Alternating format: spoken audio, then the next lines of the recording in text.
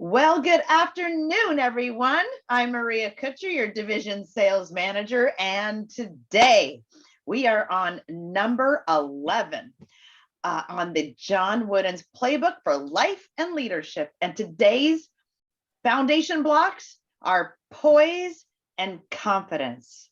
And given what's happening in the world today, we could sure use some tips from one of the greatest coaches of all time on poise and confidence.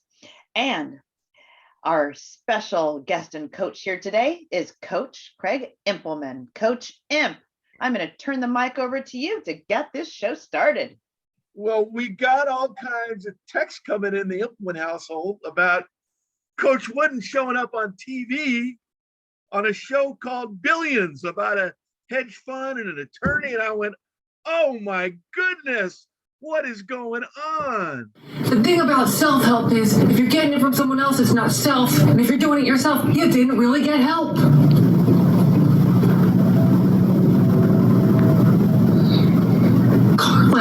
George Carlin, no? Good, all-time great, but not quite like Coach Wooden. See, he wasn't an entertainer. He understood life. Codified what he learned, taught it to his basketball players, made it available to the rest of us, as I'm now making it available to you. Initiative, skill, it all seems kind of basic. Not it's me tinks basic like what it used to mean. I met him once when we went states. Fundamental, not basic, it's different. What did he teach you? How to put on my socks and shoes. How to lace them up and tie them right. You know why? Blisters? To remember that every season we start again from the beginning. We were champions of this season, not the next. So we better do everything right. Plus, blisters. Not self-help. Help. Well, Coach Wooden. So, easy message, a great distinction made there. It's not basics, it's fundamentals. And whether it's billions of dollars or your family or anything in life, if you follow John Wooden's fundamentals, you're going to be in great shape. And on this pyramid of success now, we're moving into, as my co-coach pointed out, Maria, poise and confidence. There's not a lot to say about poise and confidence because, as Coach Wooden is going to point out, they're simply a result of those 12 blocks right below poise and confidence. Here's the definitions that Coach Wooden gave. You can read them. I won't read them out loud for you. And there's confidence. Now let's hear Coach Wooden talk about how these two are a byproduct of those other blocks below. Coach Wooden, take us away. Just above those three blocks, I have two blocks. One is poise and one is confidence. Poise, I like to make up definitions, as you may have gathered. Poise to me is just being yourself. Just being yourself. You're not acting, you're not pretending, you're not trying to be something you're not, you're just yourself. Therefore, I think you're going to function your own particular level of competency. But you have to have confidence to do that. How can you have confidence? By being prepared, and failure to prepare is preparing to fail. Well, how can you have confidence, and how can you have poise? Well, you can have it. It's difficult, of course, but you can have poise and confidence providing you're industrious, providing you have enthusiasm, providing you're friendly, providing you're loyal, providing you're cooperative, providing you maintain self-control, providing you're alert and alive and observing constantly, providing that you have initiative and not afraid to fail, providing that you're intent on reaching realistic objectives, providing you're conditioned for whatever you're doing, providing you have the skills and can execute not only properly but quickly, and if you have consideration for others, then you'll have poise and confidence. They'll be real. They won't be false. It won't be whistling in the dark. They'll be real, and they'll make you competitive. So Maria, Coach is telling us you got to get all the boxes checked if you want to have poise and confidence. What do you think about that, Maria? Well, to me, Craig, again, that is just icing on the cake. It's really the culmination of all of those previous foundation blocks. And this is the pure result of what's what you can expect when you're practicing those in your weekly huddles, and you start really focusing on each of those blocks and building upon them along with your team. Poise and confidence. Love it. Back to you, Coach. Hey, and if you're missing poise and confidence, figure out which of those other 12 blocks you're missing. You never know which one it is, but Coach Wooden gave us a way to figure that out. This is a great quote. Let me put it in perspective. You lose your poise when you get carried away with yourself. When you get a little bit cocky and start thinking you're all that, you're not going to have your poise. You're not going to be at the top of your game. John Wooden learned this when he was in grammar school. He was by far the best basketball player on his grammar school team, and he got a little bit carried away and cocky one time, and his grammar school coach checked him and put him back in line and got his feet back on the ground. Coach Wood never forgot that lesson, and he never got carried away with himself again.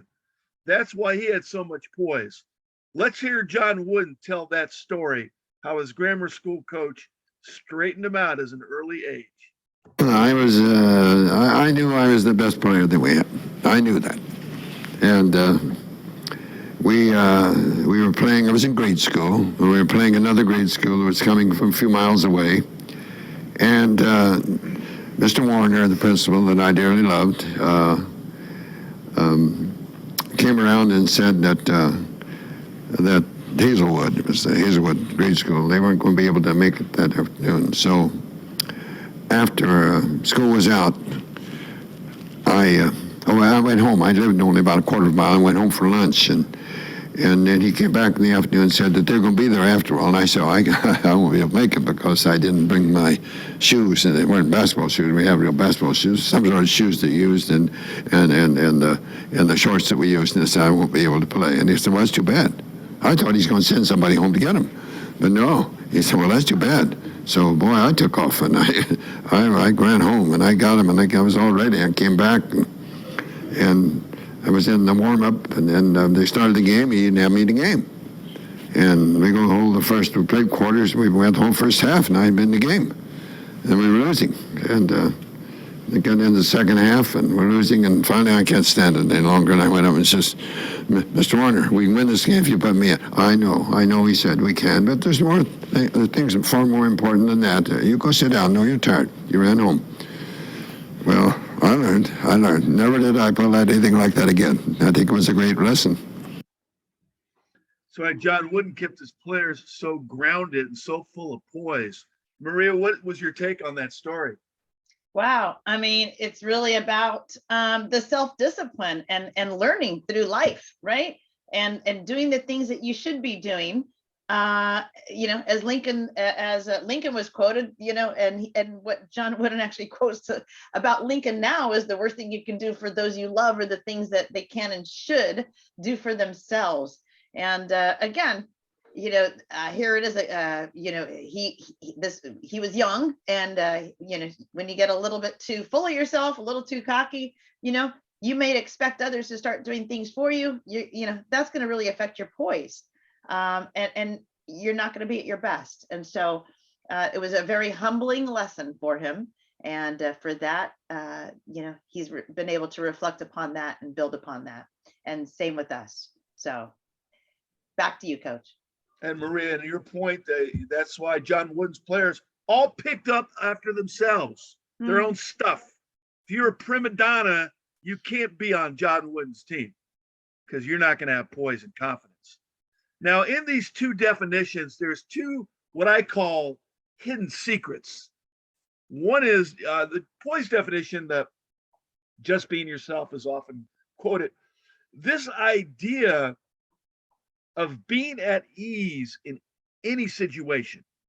Just think about that idea, no matter what the situation is. And as far as confidence goes, we're always talking about confidence comes from preparation, obviously, but we can't forget John Wooden's last sentence here, keeping things in proper perspective allows you to relax and be confident about your ability. those two things. So John Wooden, Mike Krzyzewski just retired the other night, or I played his last home game, and what a great coach. John Wooden and Mike Krzyzewski, the best record, second best record, 5 national championships in 12 Final Fours.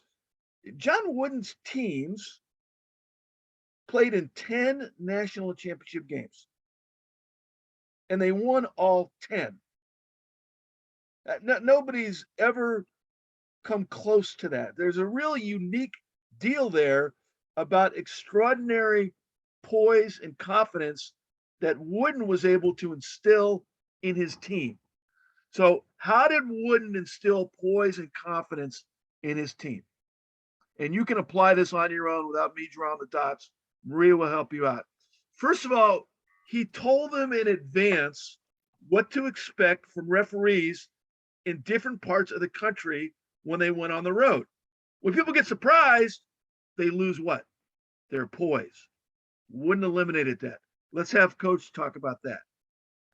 No pregame type of thing. It's just depending on the team you're playing, the condition, what it is, and where you're playing. And you might, if you're playing in the Midwest, you've got to, which you've already done, but you've got to remind your players that they let offensive charging go a little better. And it's not because they're going to favor the local team. It's because that's the way they call them here. And let's not get upset. And during the game, if we go in the East, now watch out. They'll call 3 seconds more, and they'll be a little closer on the technical things. So don't let them upset you. They're not favoring the other team. That's just the way they call them here. And you have to get those and things. You have to bring up the little things that a technical aspect that enable your players to adjust better to whatever happens.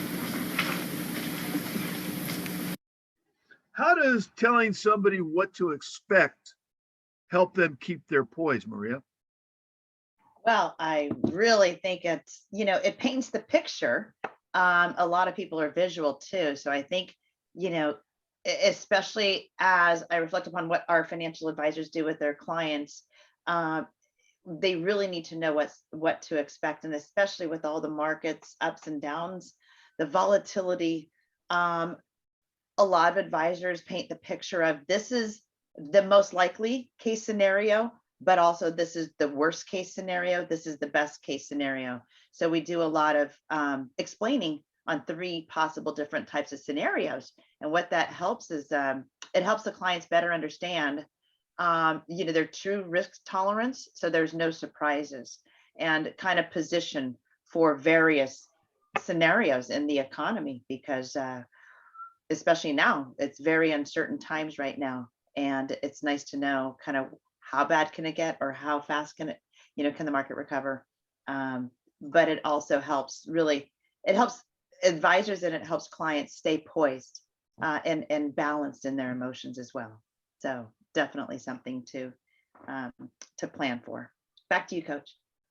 Maria, great job of bringing Coach Wooden right in there. It's a perfect analogy. Now, this is a little bit more of the same, but a little bit different as well, because he was talking about making sure the players knew what to expect from the referees, but he also told the players to understand they cannot let themselves get distracted by outside influences and things happening on the road that, they maybe didn't expect from people, not necessarily the referees, but whether it's the crowd, and then also always reminding them to magnify their blessings more than their disappointments to help them keep their poise. Coach Wooden.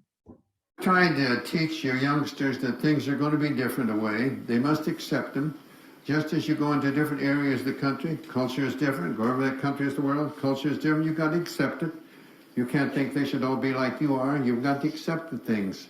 And if you continually find fault, you're going to have trouble. Just as I feel, I'm not a great professional basketball fan, but I do think the Lakers are tremendous. I think the Milwaukee Bucks just hurt themselves. They got their series with Philadelphia because they got to think there's conspiracy against them, and they got to think of the fishing. When you get to thinking that about you, probably is going to be, because you're bringing it on yourselves, and so I think you've just got to get them to accept the things, and you'll get better results. Mr. Lincoln said, there's nothing stronger than gentleness. And there's just a lot of truth in that in so many ways in athletics, a lot of truth in that. But if you're going to, if they know in advance, and think in advance, oh, this is going to be so and so and so, it will be. As he also said, people find out what they're looking for. If we magnified our blessings the way we magnify our disappointments, we'd all be much happier. What a great lesson. Maria, go ahead and put this in context for us, please. I think so. I think as as financial planners working with clients, it's important to really show clients, to really count their blessings, that there is a plan in place, there is a roadmap to where they want to get to. And no matter the adversity that they're going to interact with along the road, the bumps, the speed bumps and the derailments or so, they're going to still be okay and going towards their goals. So I think the focus is that advisors should be pointing out to clients as to whether they're on track to reach their goals, and not necessarily the short-term noise in the market and the adversity that comes with the ups and downs of the market and the volatility, but instead, how are you in terms of reaching your goals, and are you still on track? That's what advisors need to maintain poise, and clients will also accept that. And if they agree with that, they will show that they're, that they can control their emotions too with that. Back to you, Coach. Great job. And you got to, whether it's basketball or financial advising, if you give the team or the clients a roadmap and what to expect, they'll start sharing that with other members of their family as well. And everybody calms down in a nice way. And that's what John Wooden did. That's where that 10 for 10 came from. He also did not want, he wanted everybody just to be calm and focused on the task at hand. Not a lot of hype, yelling, and just, well, let's have Coach tell us. Poise and confidence delivered. My question has to do with leadership or coaching under pressure, and I'm interested in what you did during timeouts at critical moments. I wanted to stay away from highs and lows. I've always been against peaks and valleys. I think for every peak, there's going to be a valley. So at a timeout and halftime, and I think the two young men over here that played for me will tell you this, that we wanted it to be businesslike.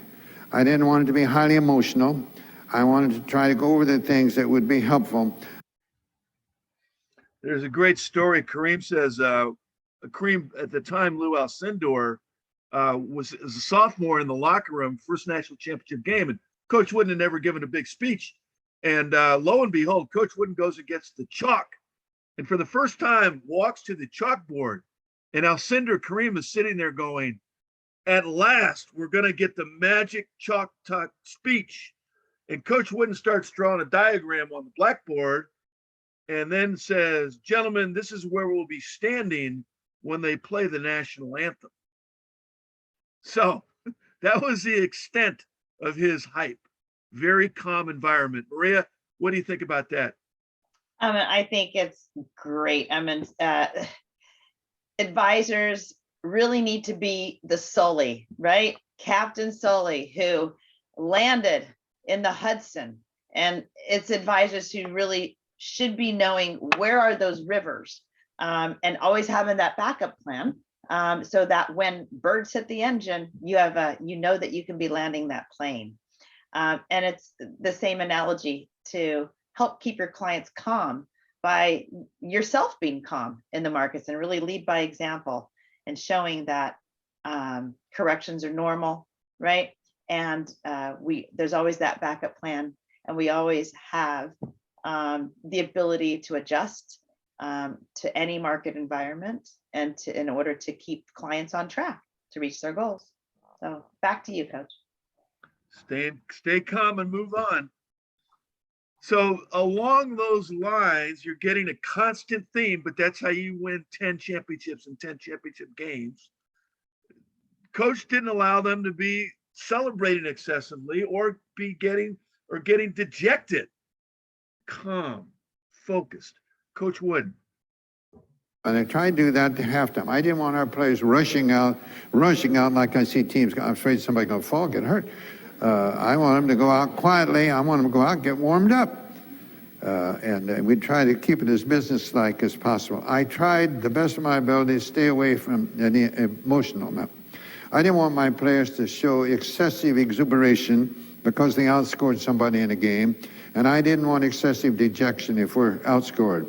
You may be dejected. You're going to feel better if you outscore them, of course. I expect that, but let's not be excessive about it.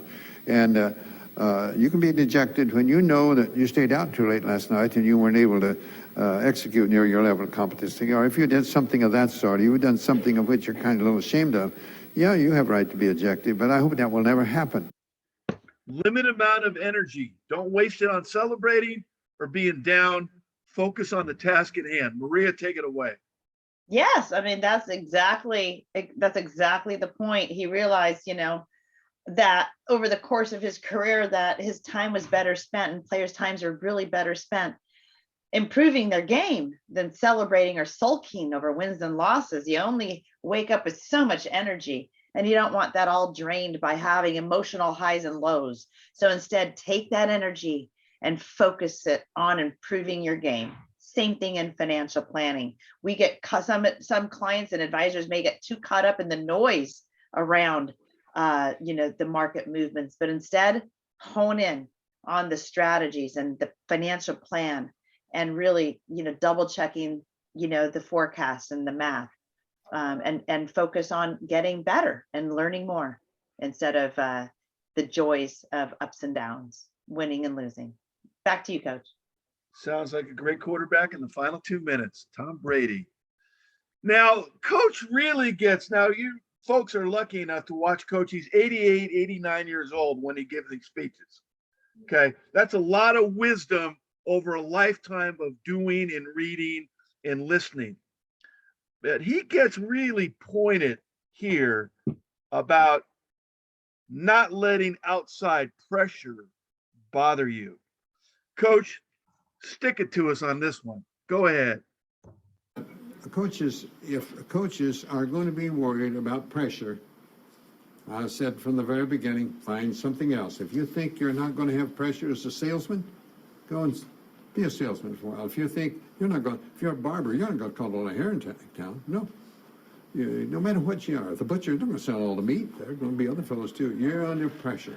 Any person, if Tara isn't putting pressure on herself, do a good job. She's cheating herself and cheating all those under supervision. You have to put pressure on yourself.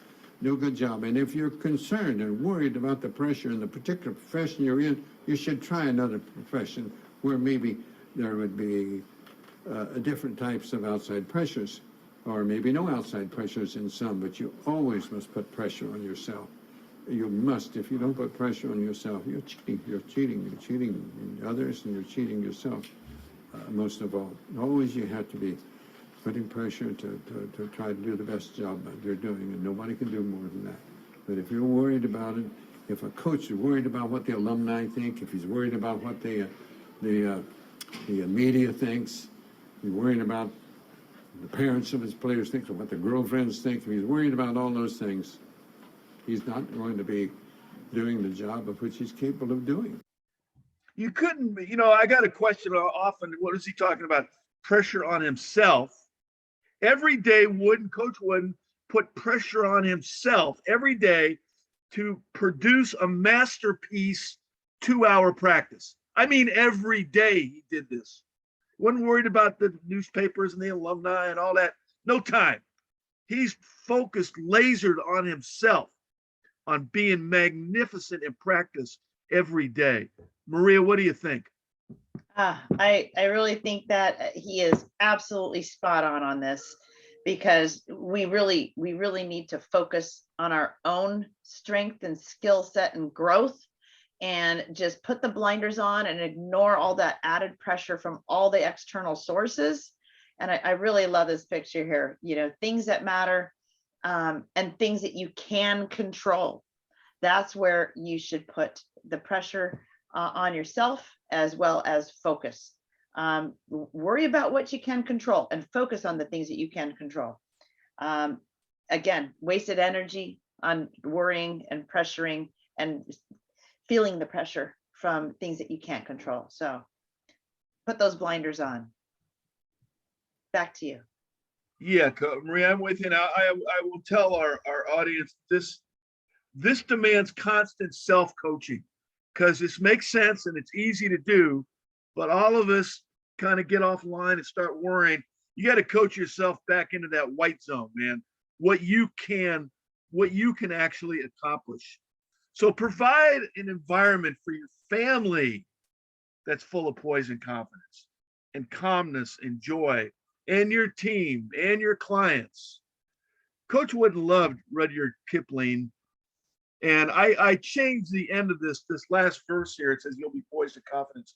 It actually, Maria, the Kipling wrote, you'll be a man, my son. But I have a 4-year-old granddaughter, Emmy Impleman, and I don't like all this. It's always about guys, it's old writings. So we got a picture there with the daughter, and I got rid of the word man. So any of you moms and dads with daughters, I got your back all the way. If you can keep your head when all about you are losing theirs and blaming it on you, if you can trust yourself when all people doubt you, if you can talk with crowds and keep your virtue, or walk with kings nor lose the common touch, yours is the earth and everything that's in it. And which is more, you'll be poised and confident, my child. One of John Wooden's favorite poems. I got that from him, talking about poise and confidence. You can see usually we have 10 or 15 habits for a block. Very few for poise because everything's got flushed out in the 12 blocks below. But all of them, the 3 habits are all good. And you can see the one I picked out there. And that idea of not getting uncomfortable in new surroundings. And again, we go to confidence, right? Not very many habits, Maria, because confidence is a result of all those other ones below. But I will take a special moment to note GF, the last habit there. I have many coaches that come to me and say, oh, my players aren't confident or they're just not confident. How do I fix that? And the standard answer is preparation, but that's not really it. I learned from Ducky Drake Stadium, UCLA, Coach Wooden's best friend. Being nervous before a competition doesn't mean you lack confidence. It simply means that you care about the event you're going to participate in. And it's a chemical, it's adrenaline. And look at that last sentence. Nervous is good.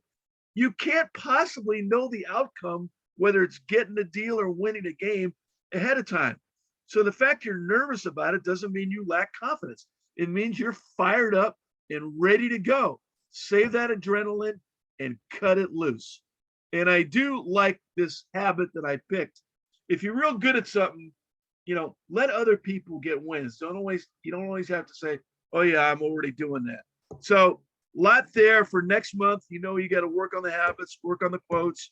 We've been talking about this every month. I know somebody's going to we'll tell you the answer. Remember the video, Coach Wooden told his players in the East Coast, the referees would call 2 words more. Maria, do you remember what those 2 words were? I do. I believe that the referees would call 3 seconds more. Maria gets the prize, actually. One of our listeners, we had 3 that won the prize in the live broadcast. 3 people got it, 3 seconds. So you tell them what to expect, and it's bad. They're not going to be upset when it happens, right? That's poise and confidence. Please use your leadership library. It's a great resource. We got 538 issues in there, Maria. There's a 19 part series on Booker T. Washington, the great Booker T. Washington. So much there on diversity and inclusion that I've included that you can use. Your coaching book that you're going to get this week, the workbook. Take a really good look at the appendix. for confidence. There's 6 great articles in there, 2 from Coach Wooden and 5 from other coaches that talk about really developing confidence. And I love being here with you, Maria. Love being here with the team, and thank you. Thank you, Coach. And thank you, everyone, for joining us here. And we hope that you have been enjoying these wonderful sessions, moving up this pyramid of success. And we'll see you next month on the Maria, very I always last. interrupt you on this. Maria, I'm interrupting you on this because next month I did this. Next month we got competitive greatness, which I know you're going to say, but I want to remind everybody so you don't lose a month. Sitting on top of competitive greatness are 2 little pieces of mortar called faith and patience. And I know all of us need right now faith and patience. So I didn't want to wait till next month to bring that up. Absolutely. Absolutely. Looking forward to it. And I hope everyone out there is as well. So be good, stay safe, be well. Thank you, Coach Imp, for a wonderful lesson on poise and confidence with your buddy. He is. The Thank great you. Coach Wooden as well. Thank you all. All right. Have a great day. We'll talk soon. Take care. Bye.